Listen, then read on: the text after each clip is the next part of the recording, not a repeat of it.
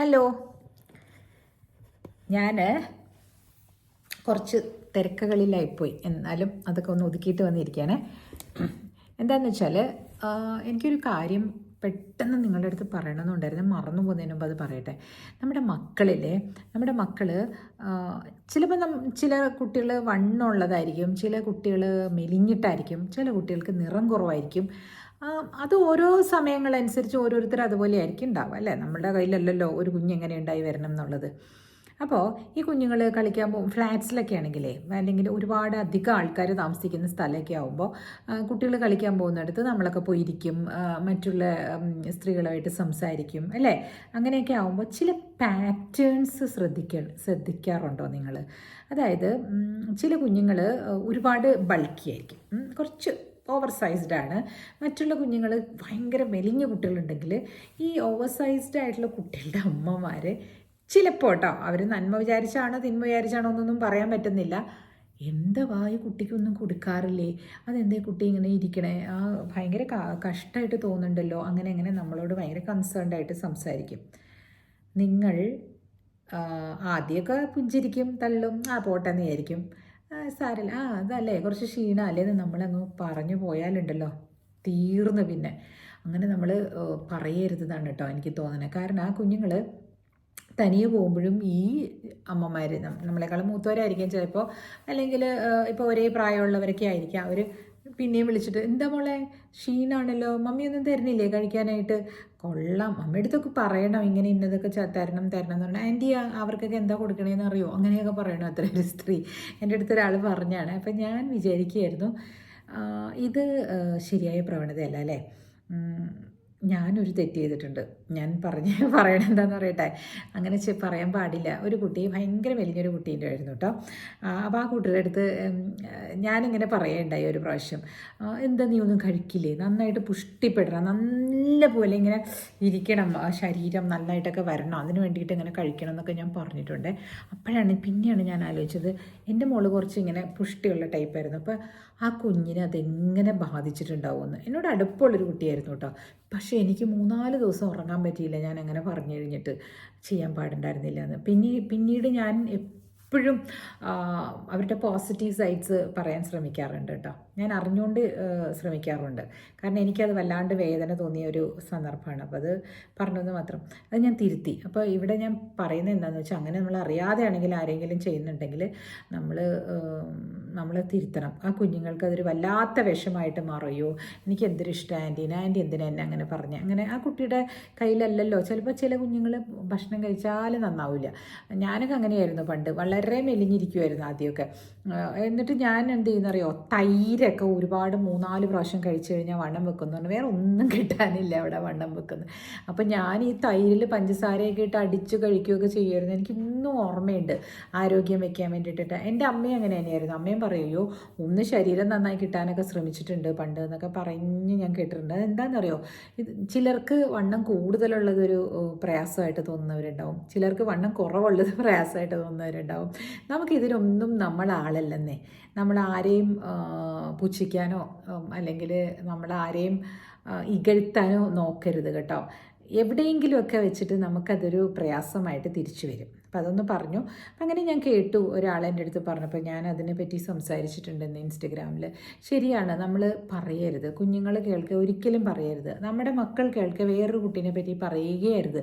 ആ കുഞ്ഞ് അവരെന്ത് ചെയ്തിട്ടാണല്ലേ, ചിലപ്പോൾ കേട്ടിട്ടില്ലേ ചില അമ്മമാരൊക്കെ, കയറി പോടാ, ഇത്രയും ഉച്ചയ്ക്ക് ഈ വെയിലത്ത് കിടന്ന് കളിക്കുന്ന, കറുത്തു പോകും അങ്ങനെ പറയുന്നത്. ഒരിക്കലും നിങ്ങളങ്ങനെ ചെയ്യരുത് കേട്ടോ. കറുത്താൽ എന്താ കുഴപ്പം, അപ്പോൾ ആ കുട്ടിയായിരിക്കും, അപ്പം കറുപ്പെന്ന് പറയണത് എന്തോ കുഴപ്പമാണല്ലേ എന്ന് അവൻ്റെ മനസ്സിൽ അങ്ങനെ കയറും. അവൻ കുറച്ച് നിറമുള്ള കുട്ടിയാണെന്ന് തന്നെ ഇരിക്കട്ടെ, അവനപ്പോൾ ഇതേപോലെ തന്നെ ഡസ്കി ആയിട്ടുള്ള അല്ലെങ്കിൽ നിറം കുറഞ്ഞിട്ടുള്ള കുട്ടികളെ കാണുമ്പോൾ അവൻ എന്തോ കുറവുണ്ട്, ആ കുട്ടിക്ക് എന്തോ കുറവുണ്ടെന്ന് കരുതി ഇവൻ കളിയാക്കാൻ തുടങ്ങും.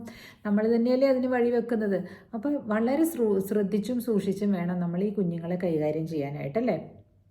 അവരുടെ മനസ്സിൽ വരുന്ന ആ നറേറ്റീവ് നമ്മൾ തന്നെയാണ് ക്രിയേറ്റ് ചെയ്യുന്നത്, അച്ഛനമ്മമാരായിട്ടുള്ള നമ്മൾ. ഇതേപോലെ ഒരു പ്രാവശ്യം, അത് പിന്നെ മാളവിക എന്ന് പറഞ്ഞൊരു ഫ്രണ്ട് ഉണ്ടെന്ന് ഞാൻ പറഞ്ഞില്ലേ, മാളവിക ഇത് കാണാറില്ല, അതുകൊണ്ട് ഞാൻ പേര് പറഞ്ഞതെന്ന് മാത്രമേ ഉള്ളൂ കേട്ടോ.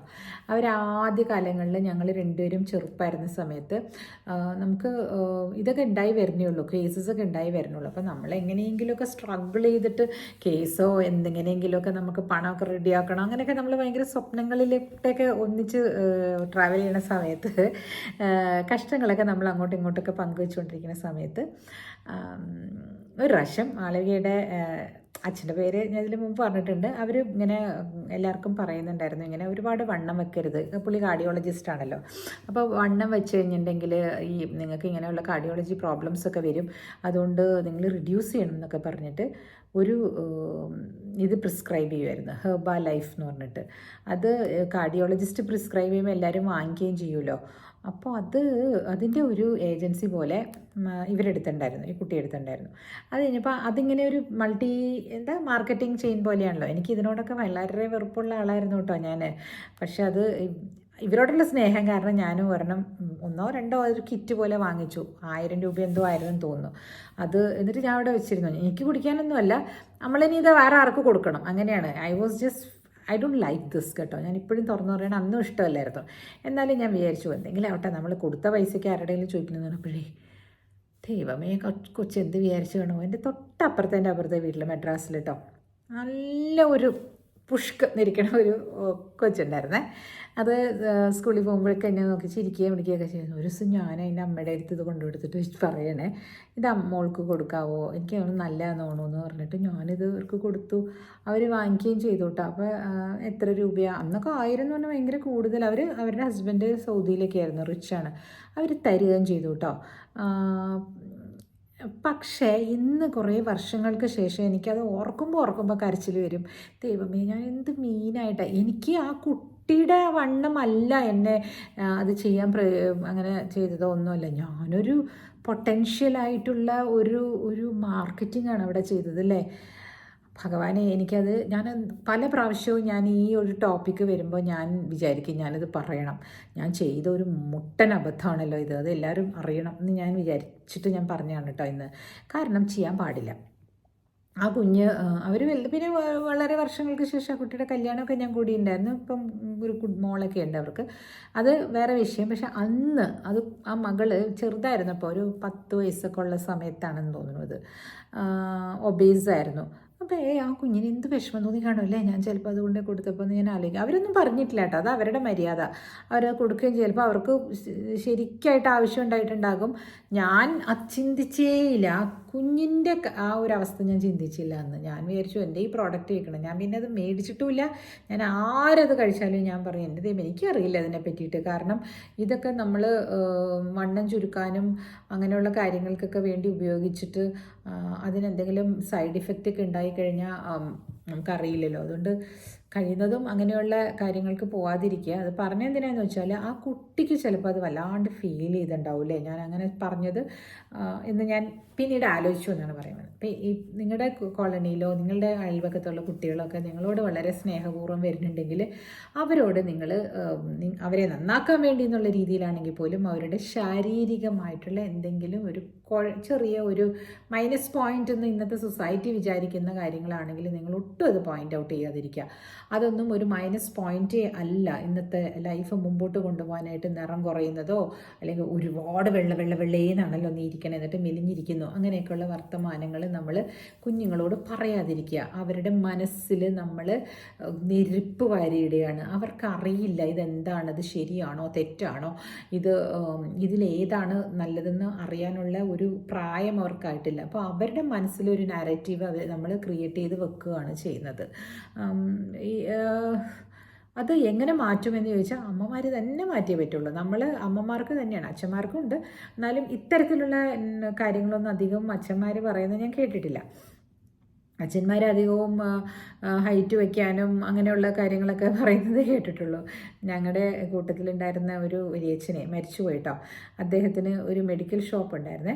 അപ്പോൾ ആ പുള്ളിക്കാരൻ ഈ മക്കൾക്ക് പൊക്കം വയ്ക്കാൻ വേണ്ടിയിട്ട് കാൽഷ്യമൊക്കെ ഇങ്ങനെ കൊടുത്തുകൊണ്ട് ഇരിക്കുമായിരുന്നു, ഹൈറ്റ് വെക്കാനും ഇതിനൊക്കെ. പിൽക്കാലത്ത് അവർക്കുണ്ടല്ലോ എന്താ പറയണ എക്സ്ട്രാ മെഡിസിൻസ് കൊടുത്തതിൻ്റെയാണോ അവർ പഠിക്കുകയൊന്നുമില്ലായിരുന്നു.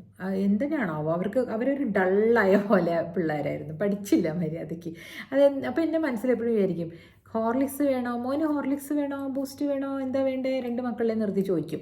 അപ്പോൾ ഒരു മോൻ പറയും എനിക്ക് ഹോർലിക്സ് വേണം, മറ്റേ മോൻ പറയും എനിക്ക് ഇത് വേണം, എന്താ ബൂസ്റ്റ് മതി. അപ്പോൾ രണ്ടും കൊണ്ടുവരികയാണ് അവിടെ നിന്ന്. വൈകുന്നേരം ആകുമ്പോഴേക്കും ഇങ്ങനെ കൊണ്ടുവന്ന് കൊടുക്കുന്ന ഒരു നല്ല അച്ഛനാവാനുള്ള ശ്രമത്തിൽ അദ്ദേഹം ചെയ്തതായിരിക്കാം. പക്ഷേ പിൽക്കാലത്ത് വളരെ വർഷങ്ങൾക്ക് ശേഷം ആ മക്കളുണ്ടല്ലോ, അവർ ഒരുപാട് ഇങ്ങനെ വിജയിച്ചില്ല. എന്താണ് അതിൻ്റെ കാരണം എന്ന് എനിക്ക് അറിഞ്ഞൂടാ. മേ ബി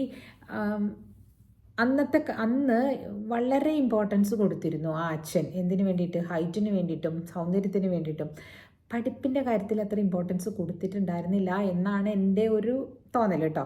മാത്രമല്ല അദ്ദേഹം, ഈ പയ്യന്മാർ നല്ലോണം പഠിച്ച് ഒരു കോളേജിലേക്ക് കയറുന്നതിന് മുമ്പേ അദ്ദേഹത്തിന് ഹാർട്ട് അറ്റാക്ക് വന്ന് മരിച്ചു പോവുകയും ചെയ്തു. അപ്പോൾ ഈ പിള്ളേർ വേണമായിരുന്നു പിന്നെ ഈ ബിസിനസ് കൊണ്ടുപോകാനൊക്കെ ആയിട്ടേ. അപ്പോൾ അവരുടെ കയ്യിലേക്ക് പണം വരാൻ തുടങ്ങി. അവരുടെ കയ്യിലേക്ക് ആ ചെറുപ്രായത്തിൽ പണം വരാൻ തുടങ്ങിയപ്പം അവർക്കത് എങ്ങനെ വിനിയോഗിക്കണം എന്നറിയില്ല. വളരെ വളരെ വില കൂടിയ ഷർട്ടുകളും പാൻസും ഒക്കെ വാങ്ങിച്ച് ധരിക്കാൻ തുടങ്ങി അവർ. കാരണം എന്താണെന്ന് വെച്ചാൽ അവരുടെ വിചാരം അങ്ങനെ ധരിക്കുമ്പോഴാണ് മറ്റുള്ളവർ നമ്മളെ അംഗീകരിക്കുന്നതെന്ന് കരുതിയിട്ടാണെന്ന് തോന്നുന്നു. അവരങ്ങനെ വാങ്ങി ധരിക്കാൻ തുടങ്ങി. അന്നത്തെ കാലത്ത് 1000 രൂപ എന്നൊക്കെ പറയുന്നത് ഒരു എത്ര രൂപ ഉണ്ടാകും? 1000 രൂപയ്ക്ക് എത്ര പവൻ കിട്ടും? നമ്മളതെന്തിനാ പവൻ പറയണത് എന്തിനാണെന്നറിയാം, എന്നാലേ കാൽക്കുലേറ്റ് ചെയ്യാൻ എളുപ്പമുണ്ടാവുള്ളൂ. 1/2 പവൻ കിട്ടുന്ന കാലത്തൊക്കെ ഇല്ലേ 1000 രൂപയ്ക്ക് കൊണ്ടുപോയിട്ട് 2 ഷർട്ടൊക്കെ മേടിച്ചുകൊണ്ട് വന്നാളെ എന്ന് പറഞ്ഞാൽ 500 രൂപയുടെ ഷർട്ടൊക്കെ. കാരണം ഇപ്പം ഇന്ന് 500 രൂപയുടെ ഷർട്ട് അന്ന് മേടിച്ചു എന്ന് പറയുമ്പോൾ ആ രൂപക്കണക്ക് പറയുമ്പോൾ ആർക്കും മനസ്സിലാവില്ല. അതുകൊണ്ടാണ്. അപ്പോൾ അങ്ങനെയൊക്കെ വാങ്ങിച്ച് കൊണ്ടുവന്ന് അവർ ധരിച്ചുകൊണ്ട് നടക്കും. അത്രയും ചെറുപ്രായത്തിലുള്ള മക്കൾ അത്രയും വില കൂടിയ ഡ്രസ്സ് ധരിക്കേണ്ട ആവശ്യമില്ല അല്ലേ? പിന്നെ അങ്ങനെ കുറേ കാര്യങ്ങൾ. എനിക്കപ്പോൾ ഈ കുട്ടികളുടെ കാര്യം പറഞ്ഞപ്പോൾ പെട്ടെന്ന് ഇതൊക്കെയാട്ടോ എൻ്റെ മനസ്സിലേക്ക് വന്നത്. അവർ ഒട്ടും ശരിയായില്ല, അവരുടെ ജീവിതചര്യ ഒന്നും നേരെയായില്ല. അപ്പോൾ നമ്മൾ അമ്മമാർ, അപ്പോൾ അവരുടെ വീട്ടിലെ അമ്മയും അങ്ങനെയൊക്കെ തന്നെയാണ്. എന്ന് പറഞ്ഞാൽ വളരെ ടിപ്പായിരിക്കണം, ഇങ്ങനത്തെ കാര്യങ്ങളൊക്കെ ശ്രദ്ധിക്കും, നല്ല വൃത്തിയായിട്ട് വെക്കും, വീട് നല്ല ഭംഗിയായിട്ട് വെക്കും, നല്ല ആഹാരം ഉണ്ടാക്കും, ഇങ്ങനെയൊക്കെയാണ്. പക്ഷേ മക്കൾക്ക് പറഞ്ഞു കൊടുക്കേണ്ട കാര്യങ്ങളൊന്നും പറഞ്ഞു കൊടുത്തിട്ടില്ല. ഒരു ജപം വേണം, നല്ലപോലെ കുളിച്ചു കഴിഞ്ഞ് വന്നിരുന്ന് നാമം ജപിക്കണം എന്ന് പറയുന്നത് ഞാൻ കേട്ടിട്ടേ ഇല്ല. എന്നും നാമം ജപിക്കണം ഹിന്ദുക്കളുടെ വീട്ടിൽ. ക്രിസ്ത്യൻസിനും മുസ്ലിംസിനും ഒക്കെ അവരുടേതായ പ്രേയേഴ്സ് ഉണ്ട്. 5 നേരം നിസ്കരിക്കുന്ന മക്കളല്ലേ മുസ്ലിംസൊക്കെ. അപ്പോൾ ആ ഒരു ഇത് നമ്മുടെ വീട്ടിൽ നിന്ന് ഉണ്ടാക്കണം. അത് എന്തിനാണെന്ന് വെച്ചാൽ ഒരു ഡിസിപ്ലിന് വേണ്ടിയിട്ടാണ്. ഡിസിപ്ലിൻ ഉണ്ടാകുമ്പോൾ നമ്മൾ ആകർഷിക്കും. നമ്മളിപ്പോൾ പറഞ്ഞു വരുന്നത് നല്ല കാര്യങ്ങൾ ആകർഷിക്കാൻ വേണ്ടിയിട്ട് നമ്മുടെ ഓറ എങ്ങനെയാണ് മിനിക്കേണ്ടത് അല്ലേ?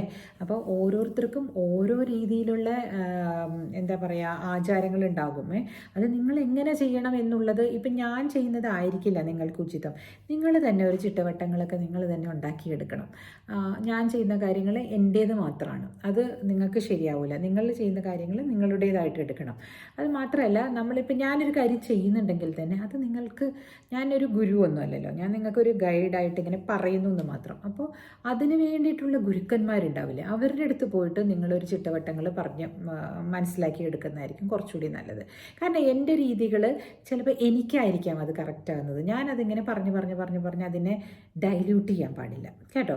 അപ്പോൾ പക്ഷേ നിങ്ങളുടെ വീട്ടിലുള്ള മക്കളെ നിങ്ങളപ്പോൾ പറയണം, നോക്കൂ മോനെ, നമ്മളൊരു നല്ല ഡിസിപ്ലിൻഡ് ആയിട്ട് വരണമെങ്കിൽ നമ്മളൊന്ന് കുളിച്ച് ഭസ്മൊക്കെ തൊടുന്ന ആൾക്കാരാണെങ്കിൽ അതൊക്കെ തൊട്ട്, ഞാൻ ഹിന്ദുസിൻ്റെ പറയുന്നതേ ഉള്ളൂ. അപ്പോൾ നമ്മൾ ആ ഒരു റൂട്ടീൻ കൊണ്ടുവരണം. ആ റൂട്ടീനിൽ നമ്മൾ നല്ല വാക്കുകൾ പ്രയോഗിക്കാൻ അവരെ പഠിപ്പിക്കുകയും വേണം. ഇപ്പോൾ ഇന്നത്തെ കാലത്ത് ശ്രദ്ധിച്ചിട്ടുണ്ടോ നിങ്ങൾ, എന്ത് പറഞ്ഞാലും ചില കുട്ടികളൊക്കെ ഉണ്ട് എഫ് വേർഡ് പറയും, പിന്നെ ഷിറ്റ് എന്ന് പറയും. അതൊക്കെ മോശമായിട്ടുള്ള വാക്കുകളല്ലേ, അതൊന്നും നമ്മളുടെ വായിൽ നിന്ന് ഇങ്ങനെ വരാൻ പാടില്ല, അതൊന്നും യൂസ് ചെയ്യരുത് എന്ന് പറഞ്ഞേക്കണം. കുട്ടികളിപ്പോൾ എന്തെങ്കിലും കാലൊന്നും ഇപ്പോൾ നടന്നു പോകുമ്പോൾ ഒന്ന് തട്ടിയ ഉടനെ പറയണത് ഇതാ, ഉഫ് ഇങ്ങനെ പറയും. അപ്പോൾ എന്തിനാ അത് പറയുന്നത്? അതൊരു വളരെ ചീത്ത വേർഡല്ലേ അത് രണ്ടും അല്ലേ? അത് രണ്ടും നമ്മൾ നമ്മുടെ മക്കളെ കൊണ്ട് ഒരിക്കലും പറയിപ്പിക്കരുത്. എൻ്റെ അമ്മ ഒരിക്കലും ഒരു ഖസ് വേർഡോ ഒരു ഇങ്ങനത്തെ ചീത്ത വേർഡോ പറയുന്നത് കേട്ടില്ല. അമ്മയുടെ മാക്സിമം പണ്ടാറം പിടിക്കുക എന്ന് പറയുന്നത് കേട്ടിട്ടുണ്ട് ഒരു പ്രാവശ്യം. അത്രയേ ഞാൻ കേട്ടിട്ടുള്ളൂ, വേറെ ഒന്നും ഞാൻ കേട്ടിട്ടില്ല. ഞാനും അങ്ങനെ അങ്ങനെ പറയുള്ളൂ. ഞാൻ ഒരിക്കലും ഇങ്ങനത്തെ രീതിയിലുള്ള വേർഡ്സ് ഞാനും പറയില്ല, അരവിന്ദും പറയില്ല, മോളും പറയില്ല. അപ്പോൾ അത് നമ്മളെ വീട്ടിലേക്ക് അങ്ങനെ വന്നിട്ടുണ്ട്. അപ്പോൾ അത് നിങ്ങൾ ശ്രദ്ധിക്കണം കേട്ടോ. കുട്ടികൾ അങ്ങനത്തെ വേർഡ്സ് യൂസ് ചെയ്യുന്നുണ്ടെങ്കിൽ തീർച്ചയായിട്ടും കുഞ്ഞുങ്ങളെ നമ്മൾ അമ്മമാർ തിരുത്തി കൊടുക്കണം. അത് പറയാൻ പാടില്ല, നമ്മളിലേക്ക് വരുന്ന നന്മ അവിടെ നിന്നു പോകുമെന്ന് അവരോട് പറഞ്ഞു കൊടുക്കേണ്ടതാണ്. പിന്നെ അടുത്തത്, ചില ആളുകളെ ബഹുമാനിക്കേണ്ടതുണ്ടല്ലേ ലൈഫിൽ. ചില ആളുകളെന്ന് പറയണത് ഇപ്പോൾ നമ്മുടെ വീട്ടിലുള്ള ആളുകൾ, ഇപ്പോൾ എൻ്റെ വീട്ടിലുള്ള എൻ്റെ അച്ഛൻ അമ്മ, അവരെ ബഹുമാനിക്കേണ്ടത് തന്നെയാണ്. എൻ്റെ മകൾ അല്ലെങ്കിൽ എൻ്റെ ബ്രദർ ബഹുമാനിക്കേണ്ടത് തന്നെയാണ്. ആ ബ്രദറിൻ്റെ വൈഫ് ബഹുമാനിക്കേണ്ടത് തന്നെയാണ്. ഒരിക്കലും ഇവരോട് ഒരു വിരോധമുണ്ടാക്കുന്ന രീതിയിൽ, അരവിന്ദിൻ്റെ വീട്ടിലാണെങ്കിൽ അതേപോലെ തന്നെ അവരുടെ ബ്രദേഴ്സിനെയും അവരുടെ ബ്രദറിനെയോ സിസ്റ്ററിനെയോ അല്ലെങ്കിൽ പേരൻസിനെയോ ഒരിക്കലും നിന്ദിക്കാനായിട്ട് നമ്മൾ അവസരം കൊടുക്കാൻ പാടില്ല. നമ്മുടെ മക്കൾ, അവരോട് നമുക്ക് പല രീതിയിലുള്ള ദേഷ്യങ്ങളുണ്ടാകാം. ഇൻലോസ് എന്നുള്ള രീതിയിൽ ചിലപ്പോൾ ഡോട്ടർ ഇൻലോയും മദർ ഇൻലോയായിട്ട് ശരിയായിട്ടുള്ള റിലേഷൻ അല്ലെങ്കിൽ പോലും നമ്മളൊരിക്കലും നമ്മുടെ കുഞ്ഞുങ്ങൾ അവരെ മോശമായിട്ട് സംസാരിക്കാൻ അനുവദിക്കരുത് കേട്ടോ. കാരണം അതാണൊരു സംസ്കാരം. നമ്മളൊരിക്കലും അത് വേൾഡിൻ്റെ ഏത് കോണിൽ ചെന്നാലും അത് നമുക്ക് നന്മയെ കൊണ്ട് തരുള്ളൂ അല്ലേ. അപ്പോൾ കുഞ്ഞുങ്ങളെന്ന് പറയുന്നത് നമ്മളെ വാച്ച് ചെയ്തുകൊണ്ടിരിക്കുകയാണ്, നിരന്തരം വാച്ച് ചെയ്തുകൊണ്ടിരിക്കുകയാണ്. അപ്പോൾ അവരൊരിക്കലും നമ്മളുടെ കൈവിട്ട് പോകാനോ അല്ലെങ്കിൽ അവർ അധാർമികമായിട്ട് ചിന്തിക്കാനോ ഒന്നും നമ്മൾ അനുവദിക്കരുത്. അച്ഛനമ്മമാരാണ് ഒരിക്കലും അനുവദിക്കാൻ പാടില്ലാത്തതാണ് അല്ലേ. അവരാണ് പറഞ്ഞു കൊടുക്കേണ്ടത് വഴികൾ. മാതാപിതാ ഗുരു ദൈവം എന്ന് പറയുന്നത് ഈ ഗൈഡൻസിൻ്റെ കാര്യത്തിലും നമ്മൾ ആയിരിക്കണം. നമ്മൾ മാതാവും പിതാവും ഗുരുവും എല്ലാവരും ചേർന്ന് ആണ് ഒരു കുട്ടിയെ ഉണ്ടാക്കിയെടുക്കുന്നത് അല്ലേ. അപ്പോൾ ഇത്രയും ആളുകൾക്കും ദൈവത്തിൻ്റെ അതേ സ്ഥാനം കൊടുക്കുന്നത് അതുകൊണ്ടല്ലേ. ചില സ്ഥലങ്ങളിൽ അമ്മമാർ വഴിതെറ്റി പോകുന്നതുകൊണ്ടല്ലേ കുഞ്ഞുങ്ങൾ ഒരുമാതിരിയായി പോകുന്നത് ശ്രദ്ധിച്ചിട്ടില്ലേ. ആ അമ്മയ്ക്ക് പിന്നെ എന്തുണ്ട് ജീവിതത്തിൽ, വഴിതെറ്റിപ്പോയ അമ്മയ്ക്ക് ആ കുഞ്ഞുങ്ങളോട് പിന്നെ എങ്ങനെയായിരിക്കാം അവർക്ക് എന്താണ് അവർക്ക് ബാക്കി ഉണ്ടാവണത് അല്ലേ. ഇപ്പം നമ്മൾ ഹിന്ദുക്കളുടെ ഇതിനകത്ത് പറയുമ്പോൾ പുരാണങ്ങളും കഥകളും ഒക്കെ പറയുമ്പോൾ സ്ത്രീകളെ പറ്റി പറയുമ്പോഴേ, ഇപ്പം സീതാദേവി പാഞ്ചാലി എന്നൊക്കെ പറയുമ്പോൾ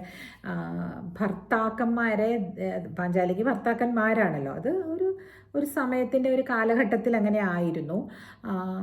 ഒരുപാട് പുരുഷന്മാർ സോൾജേഴ്സായിട്ട് പോവുകയും അവർ മരിച്ചു പോവുകയൊക്കെ ചെയ്യുന്നത് കൊണ്ട് സ്ത്രീകൾ ഉണ്ടായിരുന്നില്ല അധികം.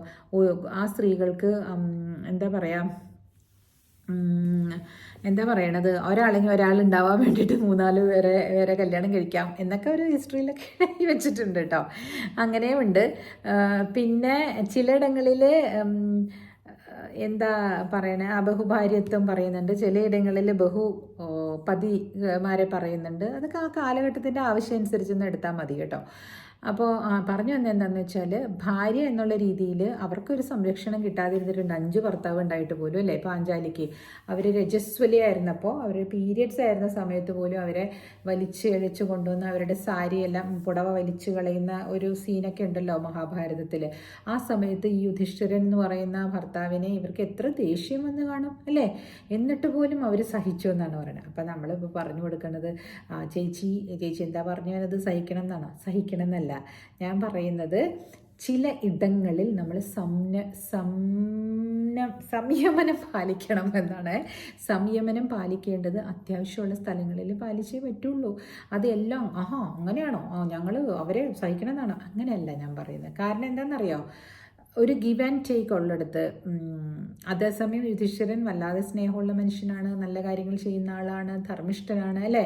അതേപോലെ തന്നെ ശ്രീരാമൻ എന്ന് പറയുന്നത് ഭയങ്കര ഉത്തമ പുരുഷനാണ്.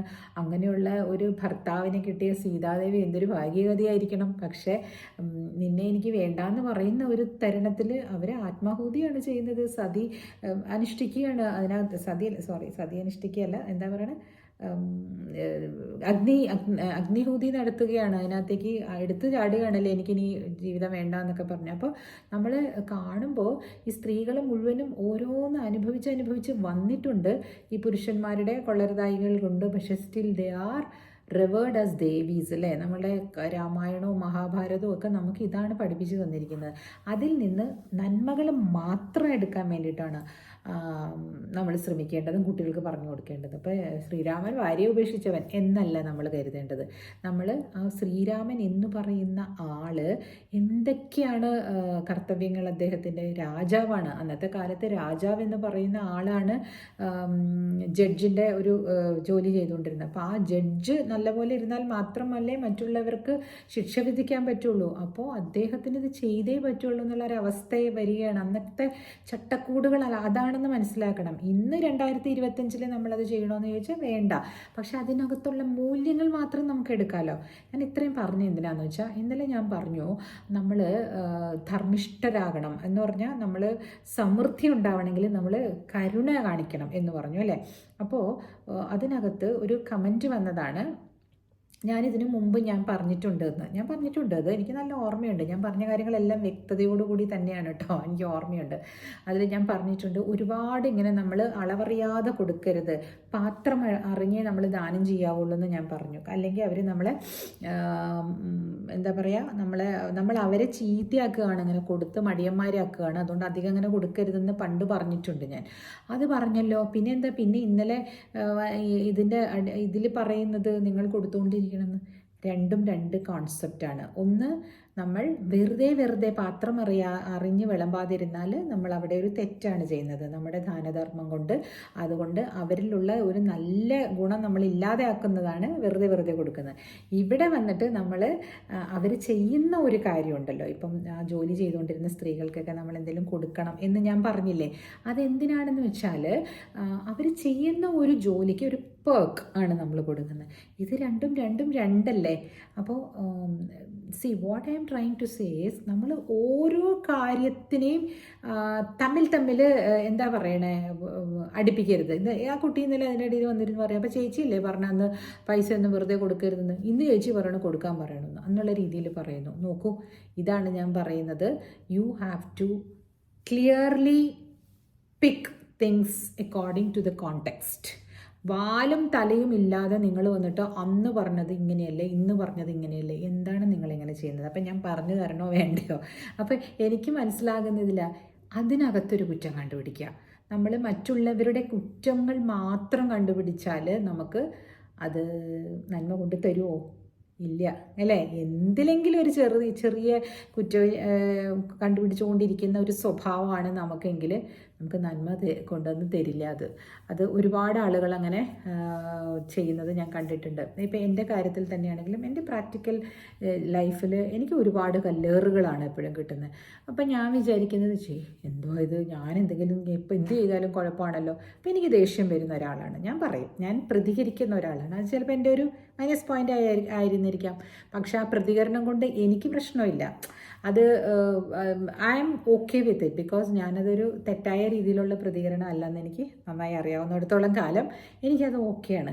പക്ഷേ ആവശ്യമില്ലാതെ പ്രതികരിക്കാൻ വേണ്ടി നമ്മൾ പ്രതികരിച്ചുകൊണ്ടിരിക്കരുത് കേട്ടോ.